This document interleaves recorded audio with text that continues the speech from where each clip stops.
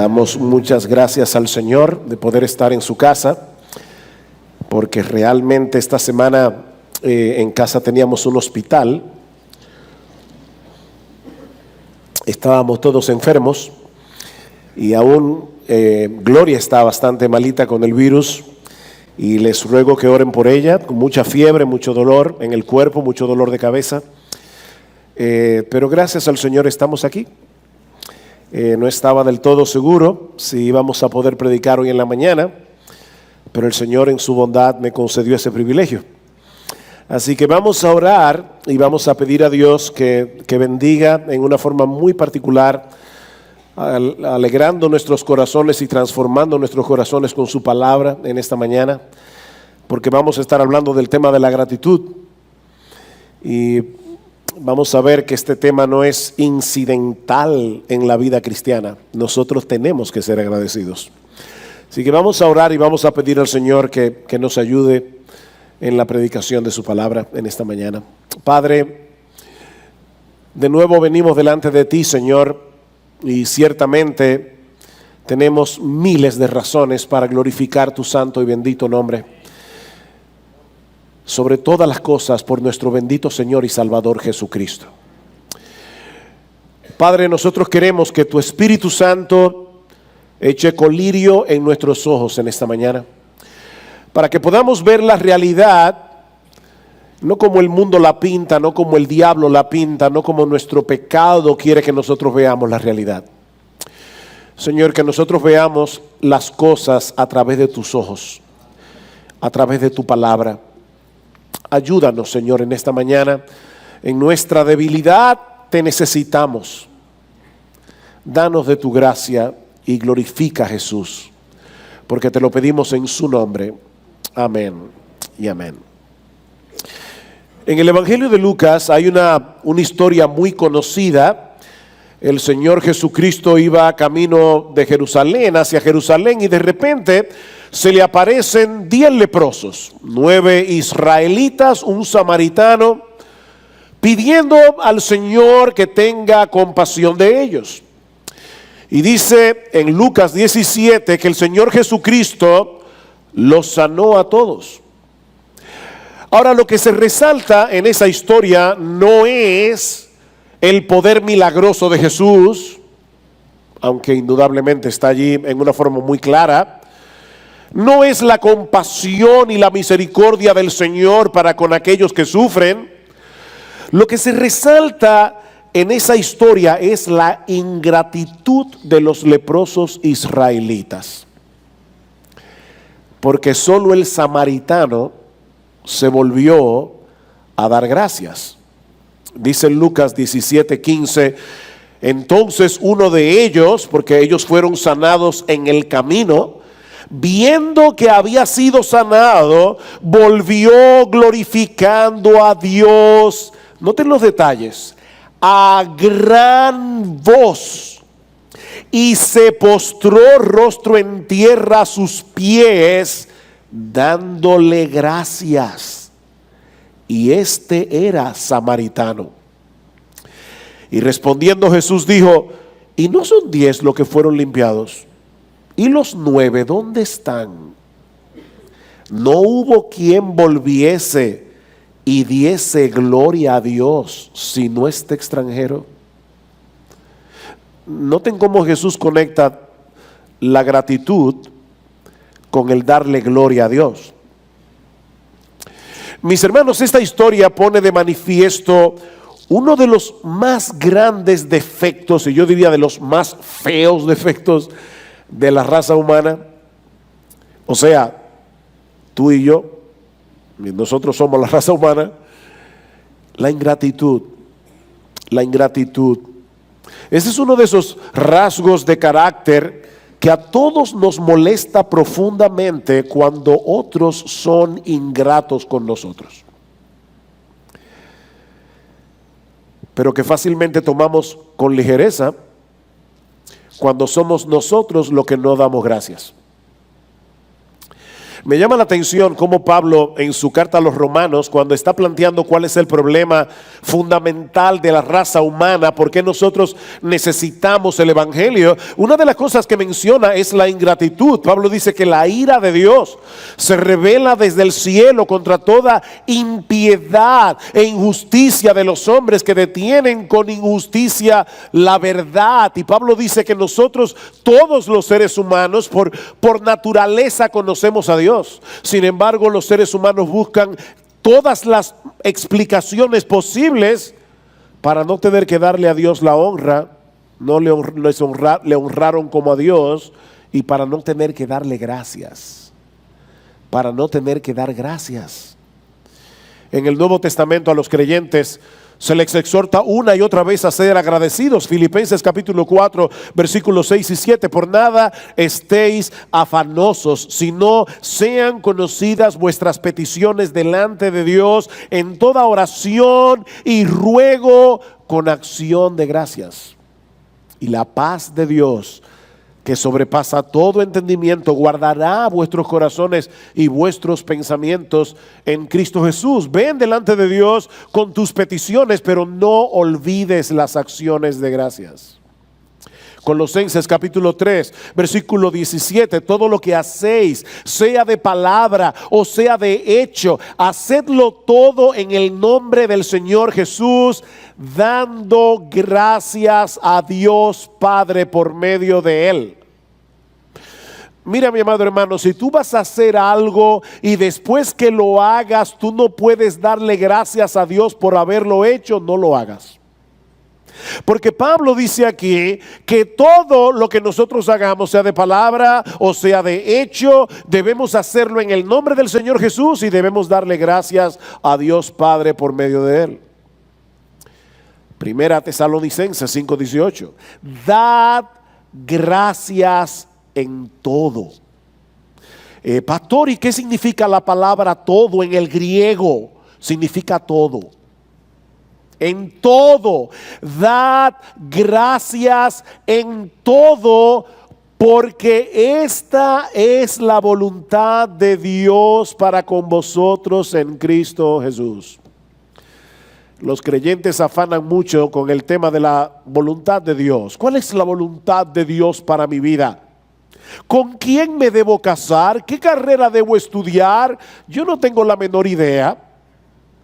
Pero yo te puedo decir con la autoridad de la Biblia, con toda seguridad, que es la voluntad de Dios que tú seas agradecido.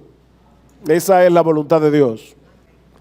Que tú des gracias en todo. Mis hermanos, debemos ser agradecidos, o para ponerlo de una manera más precisa, debemos desarrollar el hábito de la gratitud para poder combatir eficazmente el descontento y el espíritu quejumbroso, porque el descontento y el espíritu quejumbroso producen muchos pecados.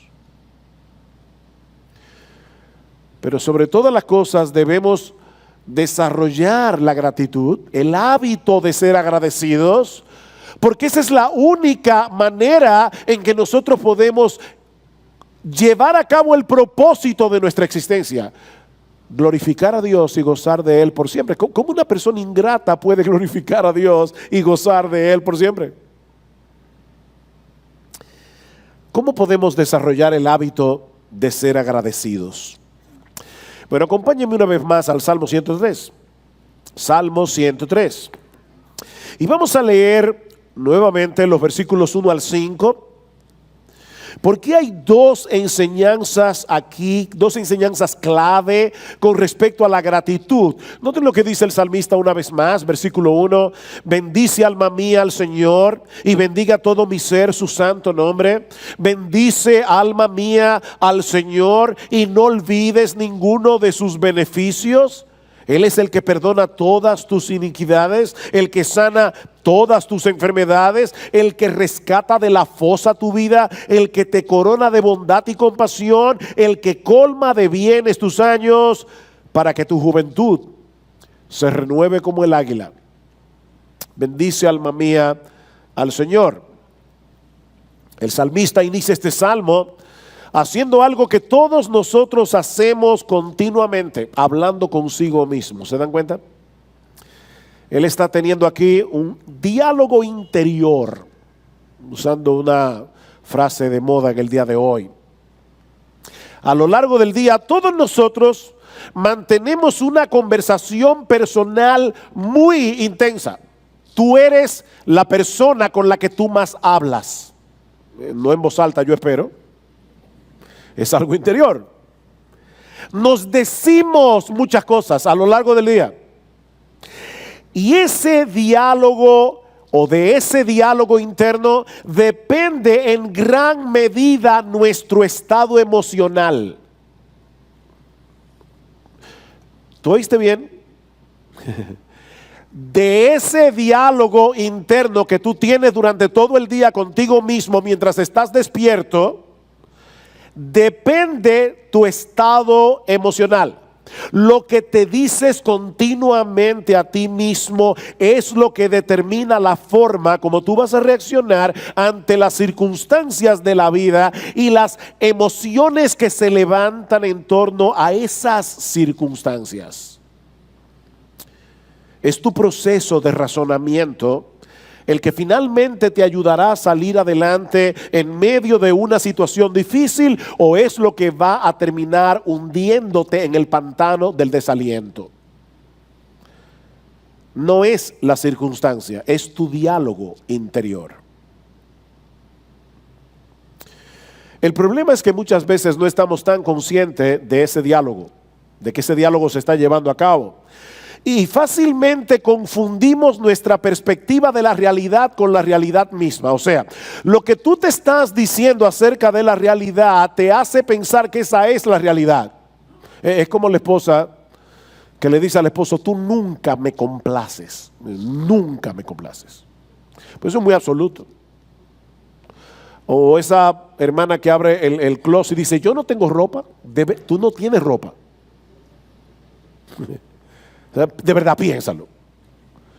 Tú no tienes nada que ponerte. De verdad.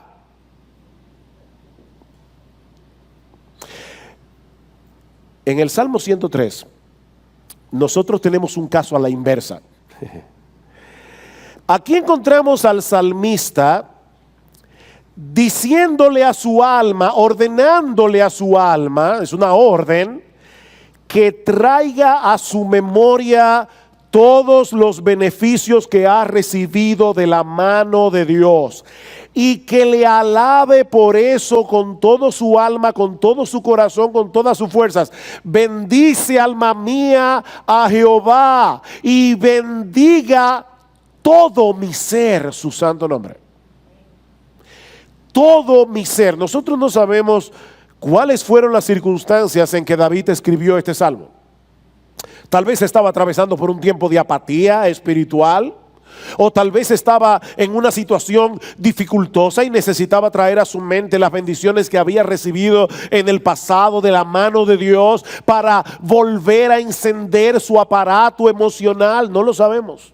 Lo que sí sabemos es que él no quería darle a Dios una alabanza fría, una alabanza mecánica. Entrad por sus puertas con acción de gracias, por sus atrios con alabanza, dice el Salmo 100.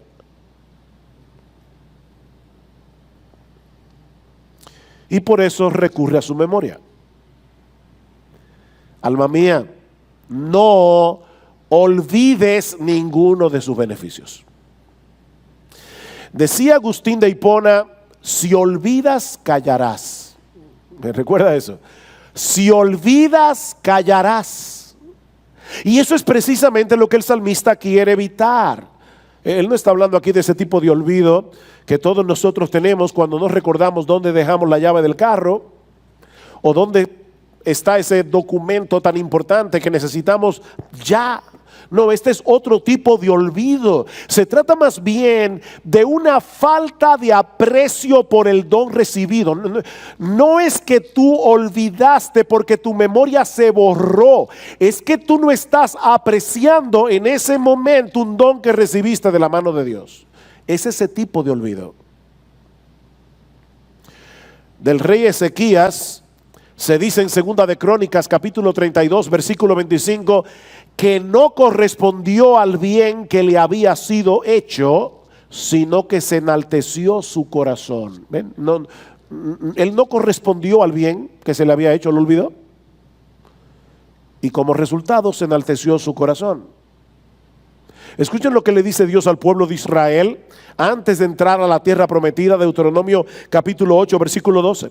Cuídate de no olvidarte de Jehová tu Dios, para cumplir sus mandamientos, sus decretos y sus estatutos que yo te ordeno hoy. No suceda que comas y te sacies, y edifiques buenas casas en que habites, y tus vacas y tus ovejas se aumenten, y la plata y el oro se te multipliquen, y todo lo que tuvieres se aumente, y se enorgullezca tu corazón, y te olvides de Jehová tu Dios, que te sacó de tierra de Egipto, de mano de servidumbre.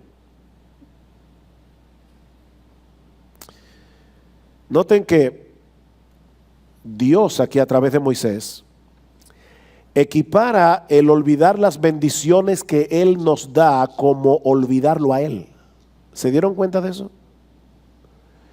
Te olvidas de las bendiciones y terminas olvidándote de Dios mismo que te las dio. Y otra cosa que llama mi atención es que el pasaje que habla de Ezequías y este pasaje de Deuteronomio, los dos mencionan el orgullo del corazón como la causa de la ingratitud. Dice, y se enorgullezca tu corazón, y te olvides de Jehová tu Dios. Déjame ponértelo más fácil, porque nadie aquí tiene vacas. ¿Tú te acuerdas la época cuando tú andabas en bicicleta? Y tal vez ahora tienes carro. Bueno, yo andaba en bicicleta. Yo recuerdo cuando yo iba a cortejar a Gloria, que yo tenía que irme desde Piantini hasta Los Caciques en bicicleta, lo que saben la distancia. Llegaba como un pollito mojado a ver a mi novia. No era la mejor manera de hacerlo. Y ahora yo tengo carro. Y ya yo no me acuerdo cuando yo andaba en bicicleta. Uno se olvida fácilmente, no de la vaca, de la bicicleta, del carro, todo lo que Dios te daba. Que no te olvides de eso. El orgullo nos lleva a pensar erróneamente que tales bendiciones las recibimos por nuestra propia capacidad. Tú fuiste un buen empleado, te subieron el sueldo, eso te permitió comprar tu primer motor. Del motor pasaste al carrito y del carrito al carro, y por supuesto es que tú eres un tipo responsable. De verdad. O sea, eso depende de ti. Es por tu genialidad que tú tienes ahora lo que tienes. Pero el orgullo también produce un corazón ingrato, porque la ingratitud, o mejor dicho, la gratitud, es directamente proporcional no únicamente al valor que le asignamos al don recibido, sino también al valor que nos asignamos a nosotros mismos. Yo voy a responder eso, a repetir eso otra vez. La gratitud es directamente proporcional, no solamente al valor del don que tú recibes, sino también a cómo tú te ves a ti mismo. Mientras más inmerecido es el don, mayor es la gratitud. ¿No es así? Vamos a suponer que en esta Navidad pasada, un buen amigo tuyo que te quiere mucho, te regaló, se apareció en tu casa con un Lexus del año. Por si acaso eso no me pasó a mí, pero imagínatelo, se aparece en tu casa con un Lexus del año. Yo estoy seguro que tu sorpresa y tu agradecimiento será enorme porque es un obsequio muy caro. Ahora imagínate que ese regalo hubiera venido de parte de alguien a quien tú le has hecho mucho daño. Y no solamente que tú le has hecho daño, sino que esa persona tiene en su mano suficientes pruebas como para llevarte a un tribunal y condenarte de por vida.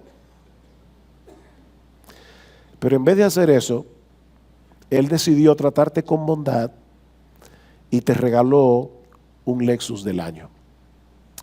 Bueno, en ese caso, el valor del regalo aumenta considerablemente si lo comparamos con lo que tú realmente mereces, por lo menos de esa persona. Bueno, mi amado hermano, eso es exactamente lo que ocurre entre nosotros y Dios, solo que en una dimensión infinitamente mayor. Todo lo que Dios nos lo da de pura gracia. Y su gracia no es otra cosa que todos los favores que Él nos otorga, mereciendo más bien que Él nos condene. Hemos dicho esto muchas veces, pero la gracia no es simplemente un favor que se otorga al que no lo merece, sino más bien un favor que se otorga al que merece todo lo contrario. Decía Lester, lo único que tú y yo merecemos es el infierno. Así que el mero hecho de estar sentado aquí hoy, oyendo su palabra y sabiendo que te espera la gloria, mira, mi hermano, ya eso es demasiada razón para darle gracias de rodillas como el leproso samaritano con tu rostro en tierra por el resto de tu vida.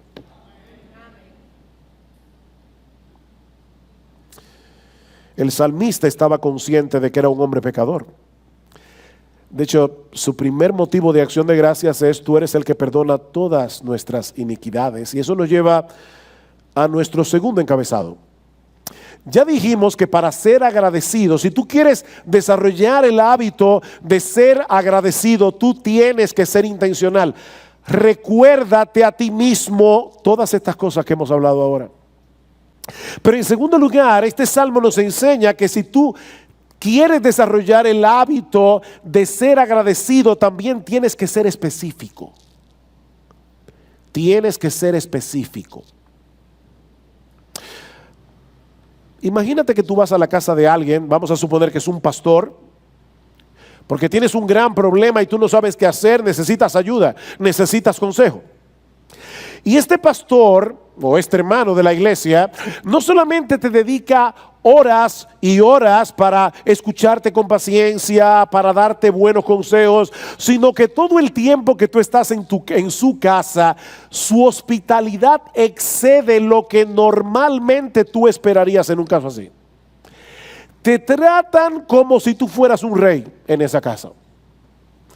Y al final, cuando tú te vas, le dices al hermano: mira, gracias por todo.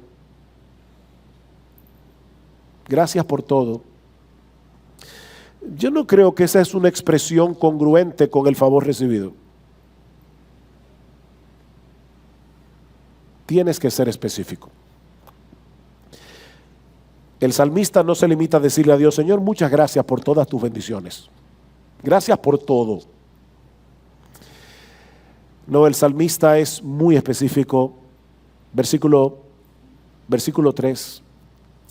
Él es el que perdona todas tus iniquidades. Él es el que perdona todas tus iniquidades. Ese es el mayor beneficio que los creyentes recibimos de la mano de Dios. El perdón. Porque el pecado es el mayor de nuestros problemas. Ayer, cuando estábamos en la mesa orando por los alimentos y todos nos sentíamos bastante mal en casa, una de las cosas por las que orábamos al Señor era: Señor, ayúdanos a recordar que este malestar físico en realidad no es nuestro mayor problema. Nuestro mayor problema es nuestro pecado. Ese es nuestro mayor problema. El problema de ese problema es que la mayoría de las personas no está consciente de ese problema. Ve por la calle y pregúntale a cualquier persona al azar: ¿cuál es tu mayor problema? Yo dudo mucho que te encuentres con una persona que te diga: mi mayor problema es mi pecado. Mi mayor problema es mi orgullo, mi soberbia, mi egoísmo, mi maldad. La gente no lo ve así. Pero mis hermanos, independientemente de cómo las personas lo perciban o no, el pecado es el más grave de todos nuestros problemas. Lamentaciones capítulo 3, versículo 39, ¿por qué se lamenta el hombre viviente? Y no olviden que el libro de Lamentaciones se llama Lamentaciones porque es un libro que está lleno de calamidades de todo tipo. Y dice el autor del libro, ¿por qué se lamenta el hombre viviente? Laméntese el hombre por su pecado, no por sus circunstancias. Y no es que no podemos lamentar las circunstancias. Lo que estamos diciendo es que tu mayor problema no son las circunstancias, es tu pecado. El pecado nos separa de Dios. El pecado daña nuestras relaciones personales. De hecho, el pecado muchas veces es la causa de muchos de los problemas emocionales y físicos que mucha gente padece por no lidiar correctamente con su conciencia, con el complejo de culpa. Todos nosotros fuimos creados por Dios con una conciencia. ¿Y saben lo malo de la conciencia? Que la conciencia no tiene un vocabulario muy amplio. La conciencia solo sabe decir bueno o malo. Bueno o malo. Y no hay forma de apagarla. Todo lo que tú haces, tú tienes un tribunal dentro de ti que pasa juicio sobre todas tus acciones. Y cuando tú no actúas bien, entonces se dispara la culpa. Ahora, ese sentimiento de culpa no es un problema en sí mismo. No. La culpa la dio Dios. Ese sentimiento de culpa es un sistema de alarma que nos hace conscientes de que hay un problema que debemos solucionar. En ese sentido, el sentimiento de culpa es al alma lo que el aparato nervioso es al cuerpo. Nosotros tenemos nervios que nos hacen sensibles al dolor, y qué bueno, porque eso nos evita muchos problemas. Podemos tratar de acallar la conciencia, podemos pretender que no existe, pero es algo que está allí, puesto por Dios como un recordatorio constante de que no somos dueños de nuestras vidas y que por encima de nosotros hay un tribunal superior al que nosotros tenemos que darle cuentas.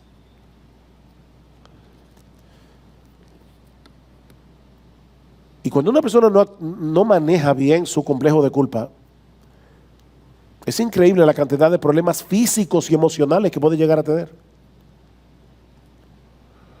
La buena noticia es que ese mismo Dios que puso en el hombre una conciencia que nos convence de pecado, ha provisto un remedio eficaz para ese problema. ¿Y a qué precio? Mis hermanos, David está diciendo aquí, bendice alma mía Jehová, y no olvide ninguno de sus beneficios, comenzando por el hecho de que Él es el que perdona todas tus iniquidades. Y saben que David no conocía lo que nosotros conocemos hoy acerca de la obra de Cristo. David no sabía en ese momento que la segunda persona de la Trinidad se iba a encarnar en el seno de una virgen para hacerse hombre y llevar nuestra vergüenza y nuestra culpa en la cruz del Calvario, para que hoy todos nosotros podamos estar aquí disfrutando del perdón de nuestros pecados. ¿Saben que todos los pecados que fueron perdonados en el Antiguo Testamento fueron perdonados a crédito? ¿Cómo fue que Dios pudo perdonar el pecado de Abraham, el pecado de David, el pecado de todos los santos del Antiguo Testamento si Cristo no había muerto en la cruz? A crédito. Todos esos perdones estaban a la espera de que Jesucristo derramara su sangre en la cruz del Calvario. Pero tú y yo no disfrutamos de un perdón a crédito. Tú y yo disfrutamos de perdón, punto.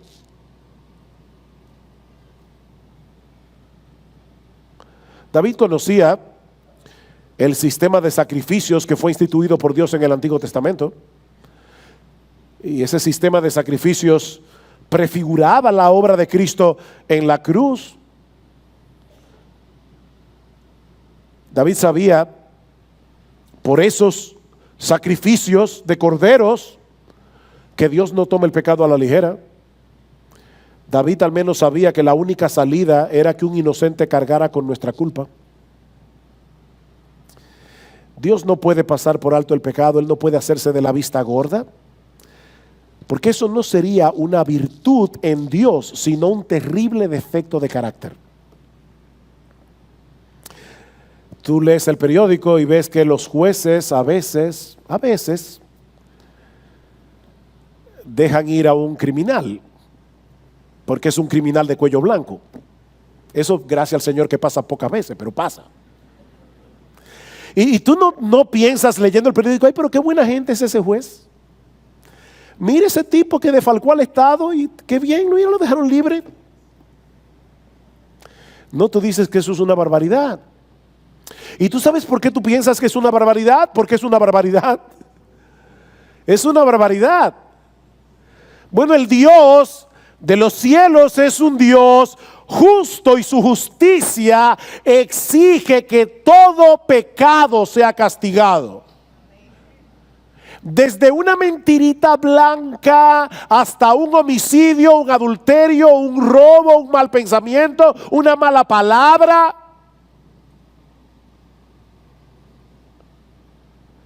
Pero nuestro Dios es también amante y compasivo.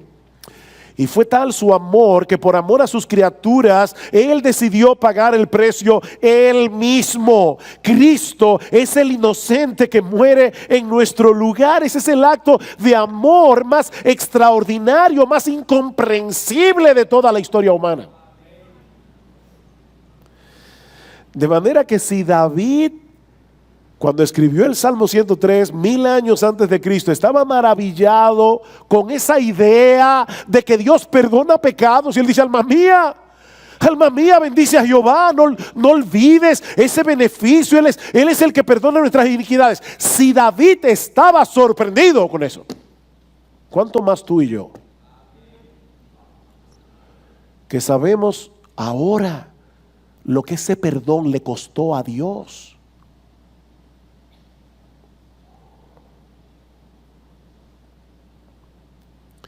¿Cuántos pecados te perdonó Dios en el 2018? ¿Cuántos? Ok, deja ponerte lo más fácil. ¿En lo que va de año?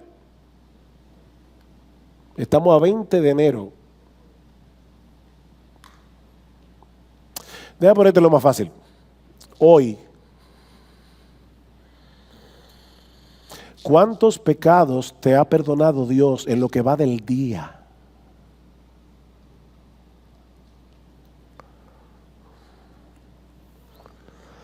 No tenemos que tratar de acallar nuestras conciencias con subterfugios psicológicos baratos para tratar con el complejo de culpa. O pretender que la culpa no existe. Porque nosotros sabemos que nuestro Dios es bueno y perdonador. Y grande en misericordia para con todos los que le invocan. Lester decía cuando leí el Salmo 103, yo solamente leí hasta el versículo 5, pero en este mismo Salmo dice en el versículo 12, como está lejos el oriente del occidente, así alejó de nosotros nuestras transgresiones. Yo le decía a una hermana hace unos días atrás aquí en la iglesia, le decía, wow, qué interesante que ese salmo dice como está lejos del oriente del occidente, no dice como está lejos el norte del sur. Porque si tú vas al norte, llegas al polo norte, si vas al sur, llegas al polo sur, pero si te vas al este, siempre habrá un este por delante. Y si te vas al oriente, lo mismo. Es que Dios alejó infinitamente nuestros pecados de sí, porque los cargó sobre la espalda de su Hijo. Dios es el que perdona todas tus iniquidades. Dale gracias a Dios. Pero Él también, dice el salmista, es el que sana toda tu dolencia. Perdón, el que nos rescata, yo estoy mal. El que sana nuestras dolencias o nuestras enfermedades. Dice en el versículo 4, versículo 3, Él es el que perdona todas tus iniquidades, el que sana todas tus enfermedades. El que sana todas tus enfermedades. La Reina Valera dice el que sana todas tus dolencias. Algunas personas dicen, tú ves, los creyentes no se deben enfermar. Si un creyente se enferma por su falta de fe, porque ahí dice claramente que Dios sana todas nuestras enfermedades. Pero déjame decirte dos cosas lógicas con respecto a lo que ese texto dice. Si aquí dice que Él te sana de todas tus enfermedades, no digas que no puedes enfermarte, porque entonces Dios no tendría que sanarte. ¿Verdad? La única manera en que Dios puede sanar a un enfermo es si se enferma. Así que obviamente si aquí dice que Él es el que sana todas tus enfermedades, el texto más bien está implicando que te vas a enfermar. Pero en segundo lugar, ese texto no dice que Él te va a sanar de todas tus enfermedades. No, hay muchos buenos creyentes que mueren de su enfermedad. Hay creyentes que mueren de cáncer. Buenos creyentes, no por su falta de fe. Y claro, al morirse son sanados. Pero nosotros pensamos en la sanidad como lo que sucede aquí en la tierra solamente. Nosotros oramos por un creyente que está enfermo y queremos que Dios lo sane. Y una persona dice, bueno, pero aquí dice claramente que Él sana todas tus enfermedades. No, lo que ese texto enseña, mis hermanos, es que cada vez que tú te sanas de una enfermedad fue Dios que lo hizo. Él es el que sana, el que te sana de todas tus enfermedades. Cada vez que tú te sanas, fue Dios que lo hizo.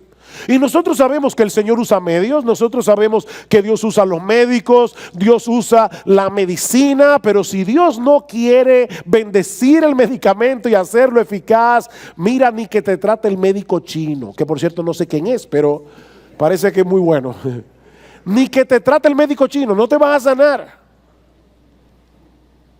Es Dios el que sana todas de nuestras enfermedades, aunque Él use medios, pero es Dios el que sana. Y es Dios el que le da sabiduría a los hombres en su gracia común para descubrir buenos medicamentos, para diseñar buenos medicamentos, una hierbita que hay por allá afuera que cura tal cosa. Todo eso lo hace Dios, le da al hombre la sabiduría para poder crear ese medicamento que tú necesitas. ¿Tú estuviste enfermo en el 2018? ¿De algo? ¿De gripe? ¿De algo? ¿Tú estuviste enfermo?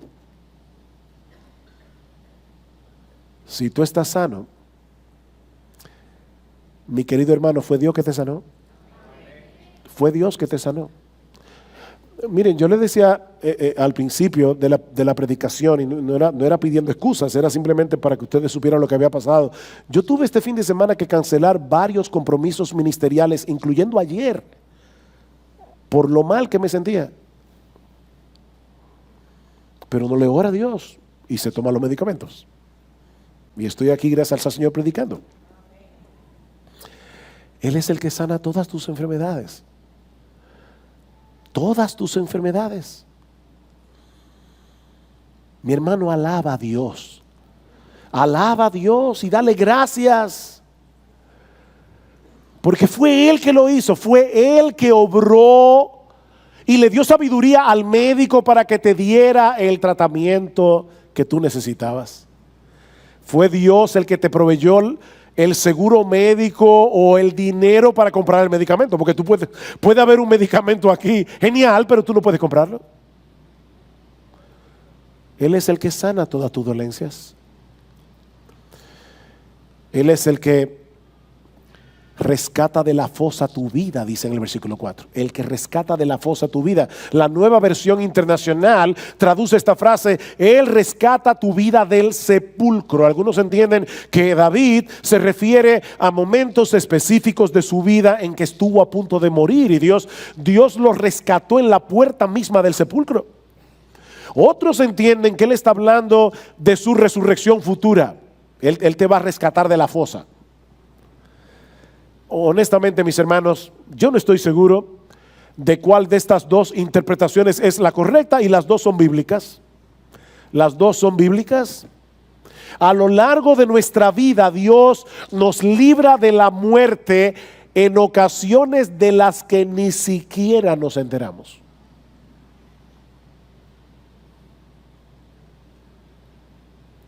Hace unos años atrás, mi esposa y yo vivíamos ahí en Arroyo Hondo, aquí en Arroyo Hondo, y Y a medianoche, como a las 2 de la mañana, de repente nosotros escuchamos un golpe seco en el hierro de la ventana. Y mi esposa se levanta sobresaltada y me dice: mi amor, me golpearon con una piedra. Y yo, ¿cómo que te golpearon con una piedra? Nos levantamos, encendimos la luz. ¿Saben lo que era? Una bala. Una bala perdida. Y por la misericordia del Señor, esa bala golpeó primero el hierro de la ventana. Y cuando golpeó a mi esposa en la pierna, ya había perdido toda su fuerza. Tú sabes las veces que de tú haber salido de tu casa 2 minutos más tarde hubieras tenido un choque. Dios está continuamente preservando nuestra vida. Y tú y yo nos vamos a morir exactamente el día que Dios ha determinado que nos muramos. Wow, ¿cuántas razones para darle gracias a Dios? ¿Cuántas razones para darle gracias a Dios? Y sabemos con toda certeza que algún día la voz de Cristo se oirá desde los cielos y los que están en los sepulcros oirán su voz. Y nos levantaremos con un cuerpo glorificado para no ver muerte nunca más. Él es el que rescatará de la fosa tu vida. Él es el que rescata de la fosa tu vida. Oh, qué misericordioso es nuestro Dios. Cuántas razones para darle gracias. Pero el salmista concluye diciendo: el que te corona de bondad y compasión, o como dice la Reina Valera, de favores y misericordias, el que colma de bienes tus años, para que tu juventud se renueve como el águila.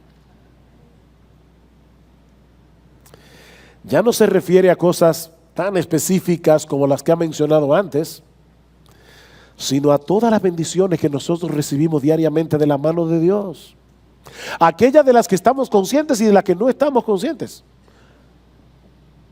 Tus misericordias son nuevas cada mañana.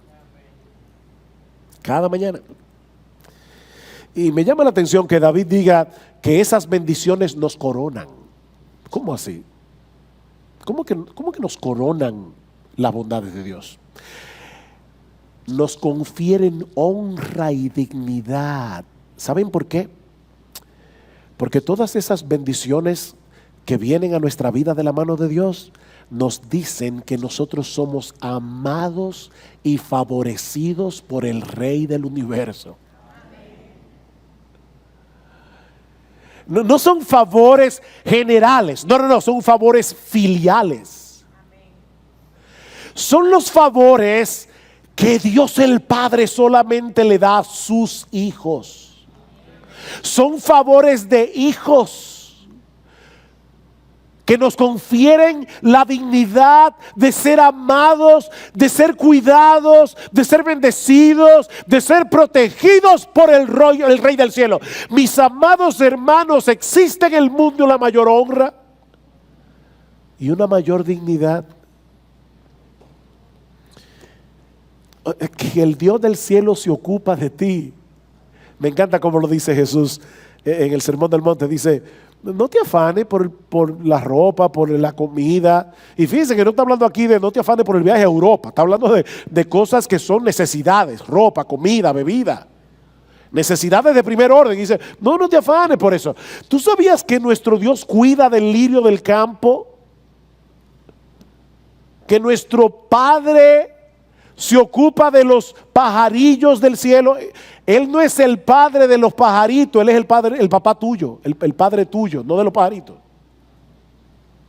Entonces, si tu padre cuida a los pajaritos, ustedes se imaginan a un niño que sale al patio, la mamá está muy entretenida echándole arroz a un grupo de pajaritos que vienen y comen ahí, paloma, lo que sea, y de repente el niño de 5 años le dice: ay mami, yo te veo echándole comida a los pajaritos. Me da una envidia.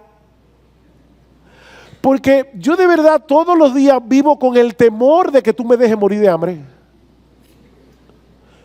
¿Cómo tú dime tú, de verdad, de verdad? O sea, ¿cómo tú te sentirías como mamá? Pero mi hija, ¿qué testimonio te he dado yo como para que tú dudes de mi amor? ¿Cómo yo voy a estar echándole maíz y arroz a los pajaritos que vienen al patio, hija mía, y no voy a cuidar de ti que saliste de mi vientre? Oh, nunca te olvides que nosotros salimos del vientre de la misericordia de Dios, que nos escogió para esta salvación desde antes de la fundación del mundo, sabiendo de antemano que tú lo ibas a aborrecer y que tú le ibas a costar la sangre de su precioso Hijo.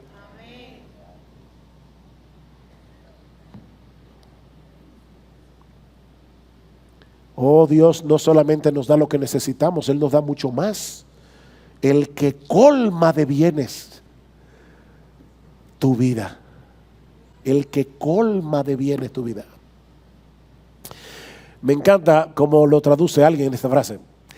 Él es quien harta de bienes tu existencia. ¿Te gusta más esa? ¿Qué dice Santiago en Santiago 1:17? Todo don perfecto desciende de lo alto del Padre de las luces, en el cual no hay mudanza ni sombra de variación. Todo don perfecto desciende de lo alto.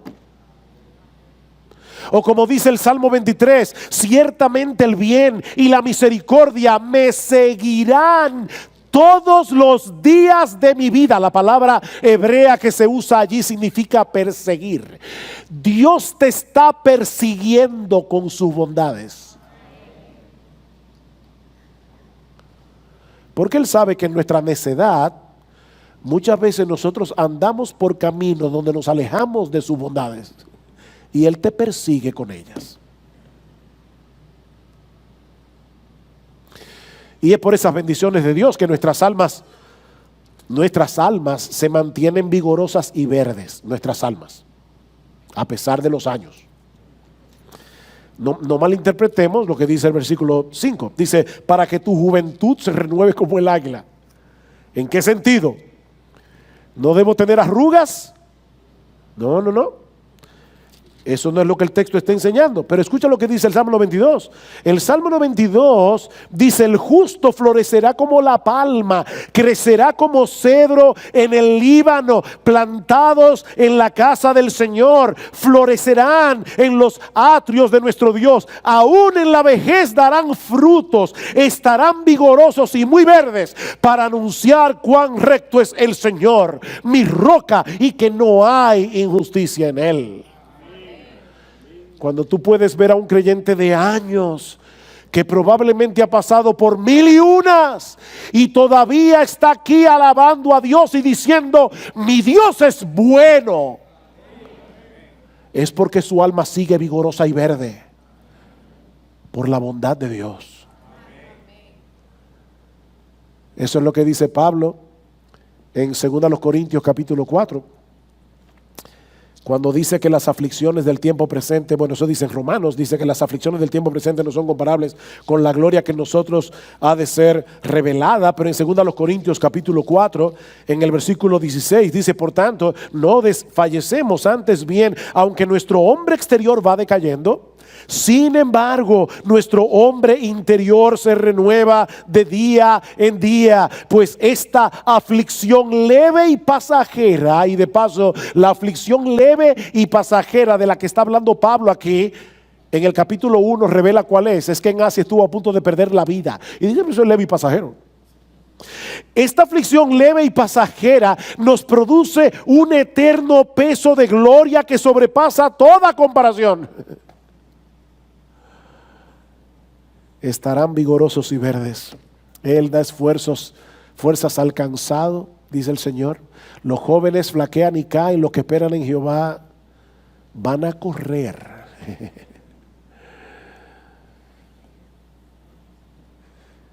Mis hermanos, a la luz de lo que hemos visto hoy, ¿acaso no tenemos razones suficientes para alabar a Dios y darle gracias? No solo por sus abundantes bendiciones a lo largo de toda nuestra vida, sino por aquellas bendiciones que Él ha reservado para la eternidad. Mis hermanos, nuestro Dios no es avaro con nosotros. No seamos avaros en nuestra alabanza. No seamos avaros en nuestra gratitud. Me encanta cómo termina las Crónicas de Narnia.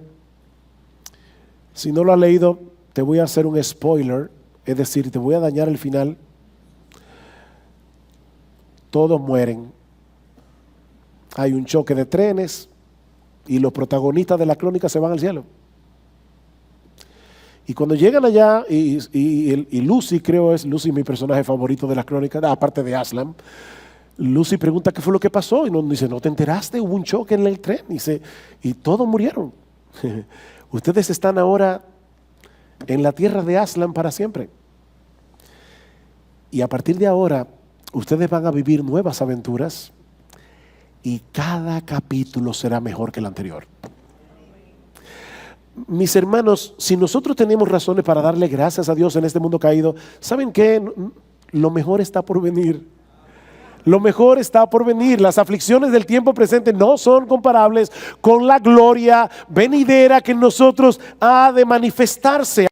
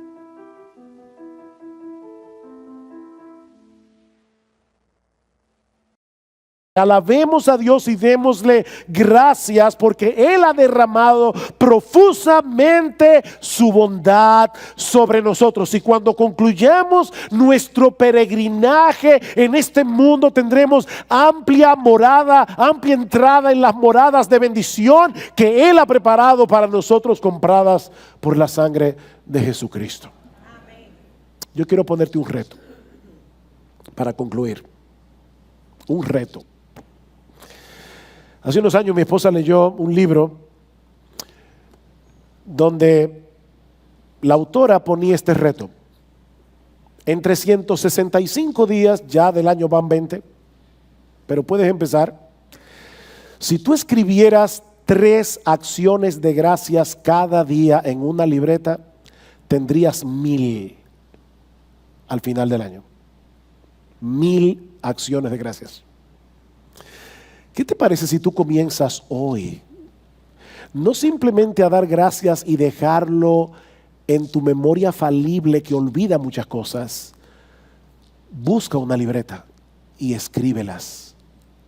Porque cuando en este año te vengan las aflicciones que te van a venir, tú sabes lo bueno que es que tú puedas tomar tu libreta de acciones de gracias y vuelvas a recordar todas aquellas cosas por las que tú ya le has dado gracias a Dios en este año.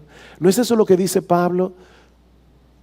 Por nada estéis afanosos y no sean conocidas vuestras peticiones delante de Dios con toda oración y ruego, con acción de gracias, y la paz de Dios que sobrepasa todo entendimiento guardará vuestros corazones y vuestros pensamientos en Cristo Jesús.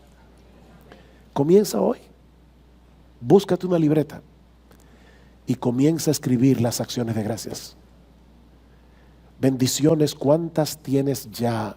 Bendiciones, Dios te manda más. Bendiciones, te sorprenderás cuando veas lo que Dios por ti hará.